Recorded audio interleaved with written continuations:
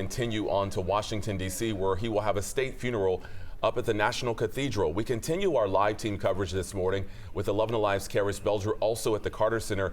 And Karys, we have really seen some beautiful tributes. So what can we expect in D.C. this week? Well, Jonathan, every single part of this has been planned meticulously to honor former President Carter. And the next part of his journey will begin tomorrow. There will be a special ceremony here at the Carter Center at 9 before his remains and his family make their way to Dobbins Air Force Base for a special flight to Washington, D.C.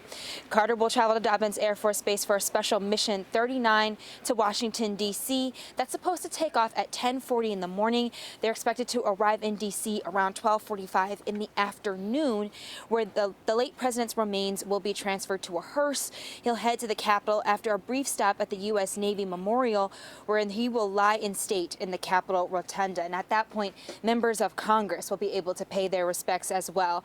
The public will be able to pay their respects to the former president at 7 p.m., and they can do so until Carter leaves the Capitol for a ceremony at Washington National Cathedral on Thursday, which will be a national day of mourning.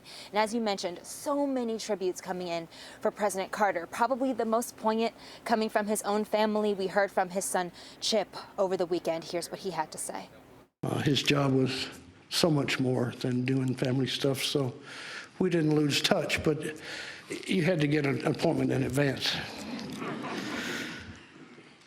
And that giving up of that time and sharing that was something that affected our family because we didn't have our parents as much as we could have.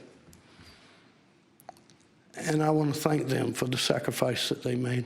But just know that while we mourn my grandfather's passing, I know in my heart, and you all do, that his legacy will live on. Once he leaves D.C., former President Carter will make his way to Plains, his home, for one final ceremony at Marantha Baptist Church, where he and Mrs. Carter taught Sunday school for years. And then a private burial will take place with family.